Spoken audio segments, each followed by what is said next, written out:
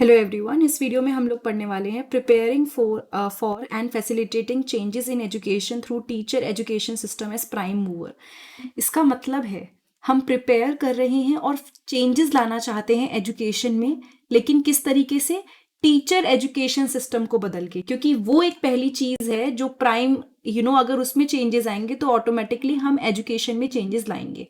So preparing for and facilitating changes in education through the teacher education system is crucial for driving positive transformation in educational landscape.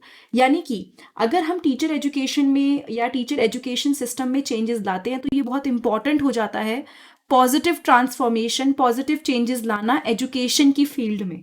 Teacher जो हैं वो बहुत ही pivotal, बहुत ही important role play करते हैं इस पूरे के पूरे प्रोसेस में। So now let's talk about some of the key steps जिससे हम प्रिपेयर कर सकते हैं टीचर्स को फॉर चेंज एंड एम्पावर कर सकते हैं ताकि वो एकदम अफेक्टिव एजेंट्स बने, यानी बहुत ज़्यादा उनका कॉन्ट्रीब्यूशन रहे एजुकेशनल रिफॉर्म में, एजुकेशनल चेंजेस में। सबसे पहले है emphasise continuous professional development. Implement a robust and ongoing professional development program for teachers. This program should focus on updating their knowledge, improving instructional techniques, and equipping them with the latest pedagogical approaches and technology.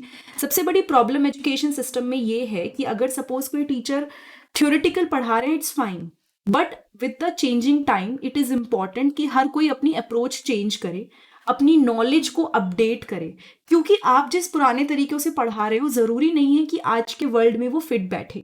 ठीक है, तो बहुत जरूरी हो जाता है अपनी knowledge को चेंज करना, अपनी इंस्ट्रक्शनल टेक्निक यानी जिन तरीके से आप इंस्ट्रक्शंस देते हैं, पढ़ाते हैं, उसको चेंज करना और बच्चों के अंदर पेडागोजिकल अप्रोचेस को पूरा का पूरा बदलाव लाना या चेंजेस करना। तो ये सबसे ज़्यादा इम्पॉर्टेंट है कि ऐसे प्रोफेशनल डेवलपमेंट प्रोग्राम बनाए जाएं टीचर्स के लिए जहाँ पे उनकी knowledge time to time update होती रहे, उनकी इंस्ट्रक्शनल टेक्निक्स अपडेट होती रहे और उनकी जो अप्रोचेस हैं पेडागोजिकल अप्रोचेस, उसमें बदलाव आते रहे। उसके बाद है इंट्रोड्यूस न्यू टीचिंग मेथडोलॉजीज, यानी कि पढ़ाई की फील्ड में पढ़ाने का जो तरीका है उसको मॉडर्न बनाते रहना, और मॉडर्न मतलब नए एडवांस चेंजेस लाना, यानी जो बच्चों के हिसाब से सूटेबल हो। देखिए आजकल के जो बच्चे हैं ना, बहुत अलग है उनसे जो 20 साल पहले बच्चे हुआ करते थे, क्योंकि ऑब्वियसली जनरेशन गैप आता है और हर बार ये होगा। अब जो आने वाले जो 20 साल बाद बच्चे आएंगे वो बिल्कुल अलग होंगे। सो यहाँ पे ये बहुत ध्यान देना ज़रूरी है कि जो भी आप पढ़ा रहे हो आप नई नई टीचिंग मैथडोलॉजीज लाओ। सिर्फ अगर ट्रेडिशनल लेक्चर मेथड ही देते रहेंगे तो बच्चों के लिए वो क्योंकि पूरे ग्लोबल वर्ल्ड में आजकल नई टेक्निक यूज़ हो रही है, तो टीचर एजुकेशन प्रोग्राम में भी बहुत ज़रूरी है कि हम लोग नए मेथड लाएं, जैसे कि एक्टिव लर्निंग ज़्यादा से ज़्यादा कैसे हो, बच्चों का इन्वॉल्वमेंट कैसे हो, प्रोजेक्ट बेस्ड लर्निंग क्लासरूम में कैसे लाएं, क्लासरूम और ब्लेंडेड लर्निंग जिसमें अलग अलग तरीके से बच्चों को हम पढ़ा रहे हैं वो किस तरह से कर सकते हैं। ये सारी टीचिंग मेथडोलॉजीज अगर हम इंट्रोड्यूस करेंगे तो ऑटोमेटिकली क्या होगा ना, बच्चों में भी फायदा देखा जाएगा, एजुकेशन में भी रिफॉर्म होगा। Teachers should be trained to use these method effectively to enhance student engagement and learning outcome. Teacher को भी ट्रेन करना ज़रूरी है ताकि वो इन मेथड्स को बहुत ही इफेक्टिवली यूज़ करें, ताकि बच्चों की एंगेजमेंट ज़्यादा से ज़्यादा बढ़े एंड लर्निंग आउटकम ज़्यादा से ज़्यादा हो। तो ये बहुत ज़रूरी हो जाता है कि टीचिंग जो मेथडोलॉजी है उसको भी इम्प्रूव किया जाए। फिर है foster reflective practice. Encourage teacher to engage in reflective practice where they critically analyze their teaching strategy, students' outcome, and classroom dynamics. The self-reflection help teacher identify areas for improvement and adapt their practices to better meet students' need. Teachers को encourage करना है कि वो reflective practices में engage हो। देखो मैं एक बात बताती हूँ, कोई भी टीचर ना परफेक्ट नहीं होता, ठीक है, और ये ऐसा नहीं है कि ये कोई गलत चीज़ है, हर किसी में सबको पता होता है कोई ना कोई चीज़ अच्छी होगी, कोई ना कोई चीज़ एक खामी होगी। मैं आपको पढ़ा रही हूँ, अगर मेरी 2 चीज़ अच्छी हैं पढ़ाने में तो 1-2 चीज़ें खराब भी होंगी, ठीक है, तो वो चीज़ मुझे कैसे पता चलेगी? सपोज मैं अपने ही लेक्चर्स को देखूं, मुझे पता होता है मैं कई बार वर्ड्स को बहुत ज़्यादा गलत बोल देती हूँ, या फिर एकदम जल्दी जल्दी में गलत वर्ड यूज़ कर देती हूँ जो प्रोनाउंसिएशन जिसकी गलत होती है। So I know that about me. So ये क्या है, ये मैंने अपनी जब वीडियो देखी तो मुझे रियलाइज हुआ, ठीक है, that was the reflective practice. तो सबसे बेस्ट तरीका है कि आप अपनी टीचिंग स्ट्रैटेजीज को एनालाइज करो कि मैं किस तरह का पढ़ा रहा हूँ, किस तरह से पढ़ा रही हूँ मैं, क्या जो मैं पढ़ा रही हूँ वो एक्चुअली में इफेक्टिव है, कहाँ मुझसे गलती हो रही है, क्लासरूम में इसका रिजल्ट क्या आ रहा है। इससे क्या होगा ना, मुझे भी पता रहेगा और बाकी टीचर्स जो सेल्फ रिफ्लेक्शन करते हैं दे विल नो कि कहाँ पे उन्हें इम्प्रूवमेंट करने की ज़रूरत है, और किस तरह से वो बेटर टीचिंग प्रैक्टिसेस यूज कर सकते हैं, अडॉप्ट कर सकते हैं। ठीक है, सो ये है फॉस्टर रिफ्लेक्टिव प्रैक्टिस। यानी कि आप क्या कर रहे हो ना, एक आदत डाल रहे हो रिफ्लेक्शन करने की, जिससे आपको अपनी टीचिंग स्ट्रैटेजीज के बारे में पता चले। फिर है focus on inclusion and diversity. देखो, टीचर्स को एजुकेशन प्रोग्राम में ऐसी चीज़ों को एड्रेस करना चाहिए, जैसे कि किस तरह से एक क्लासरूम में हम लोग अलग अलग लर्निंग नीड के बच्चों को एकोमोडेट कर सकते हैं। क्योंकि आजकल क्या होता है ना, कहने को इंक्लूसिव एजुकेशन बहुत जगह अप्लाई हो रहा है, लोग कर भी रहे हैं, बट ज़रूरी है इसको एड्रेस करना, इस इशू को, कि एक ही क्लासरूम में टीचर कैसे मैनेज कर सकते हैं अलग अलग लर्निंग नीड के बच्चों को। ठीक है, ट्रेनिंग दी जाए उन्हें कि किस तरह से आप अलग अलग इंस्ट्रक्शंस दे सकते हो, या फिर जो जनरल क्लासरूम टीचर्स हैं उनको भी स्पेशल एजुकेशन स्ट्रैटेजीज बताई जाएं, ताकि वो एक लर्निंग इन्वायरमेंट क्रिएट कर सकें और साथ के साथ इंक्लूसिव एजुकेशन भी प्रमोट हो। ठीक है, कई बार ऐसा देखा जाता है कि इंक्लूसिव एजुकेशन नाम का होता है, टीचर एक्चुअली बच्चों पे ध्यान ही नहीं दे पाता, क्योंकि they don't know how to deal with such students. तो ये बहुत ज़रूरी है कि उनके टीचिंग प्रोग्राम्स में या उनके डेवलपमेंट प्रोग्राम्स में इस चीज़ को इंट्रोड्यूस किया जाए। फिर है प्रमोट टेक्नोलॉजिकल इंटीग्रेशन।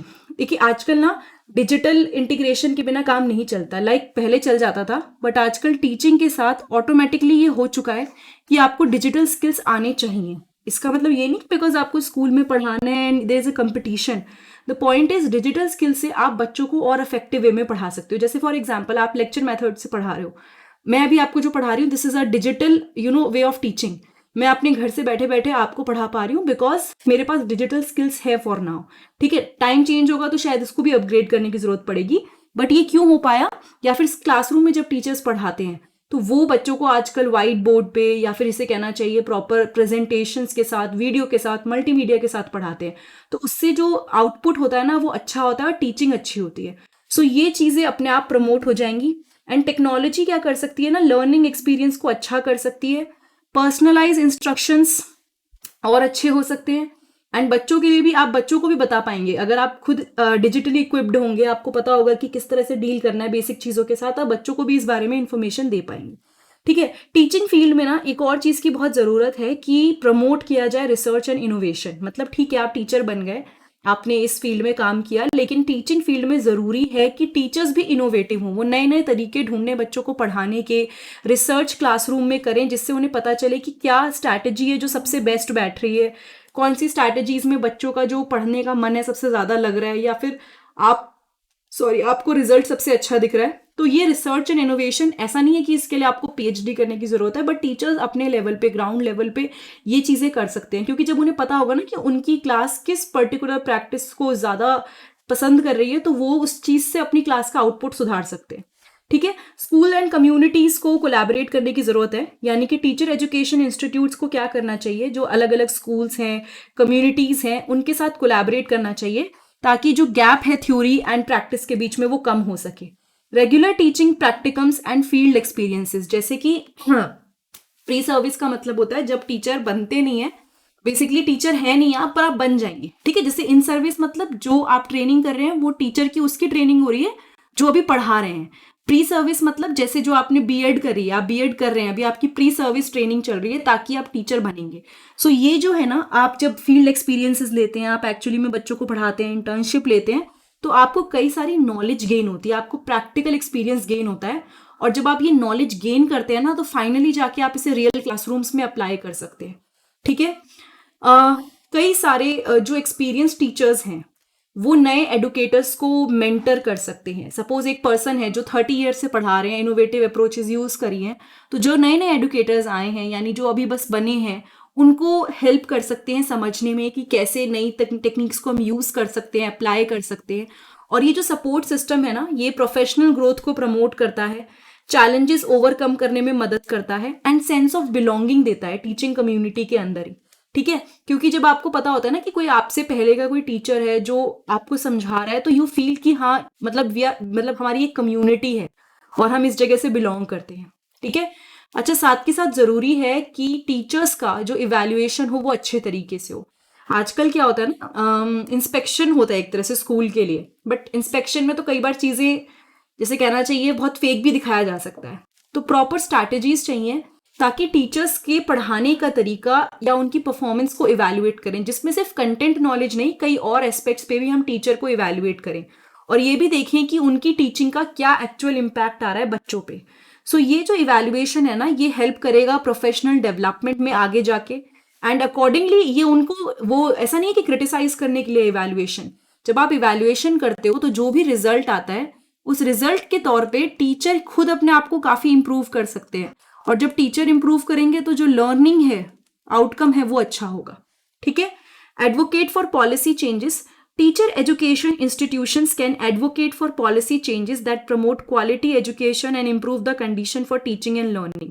कई बार आजकल तो ये बात होती भी है, इनफैक्ट हिल्डा टाबा ने भी ये बात कही थी करिकुलम को लेके, कि आप जब पॉलिसीज बना रहे हो, ठीक है, तो पॉलिसीज बनाने में टीचर्स का कंट्रीब्यूशन होना चाहिए। नाउ इसका मतलब ये नहीं कि पूरा full on contribution, but because सबसे ज्यादा ग्राउंड लेवल पे जो काम कर रहे हैं वो टीचर्स काम कर रहे हैं। तो अगर आप कोई पॉलिसी बना रहे हो किसी के लिए, बच्चों के लिए, बच्चों के इंप्रूवमेंट के लिए, तो आपको उन लोगों से ये बात डिस्कस करनी चाहिए जो बिल्कुल ग्राउंड लेवल पे वर्क कर रहे हैं। So collaborating with policymakers can bring about systematic changes that benefit teacher and students alike.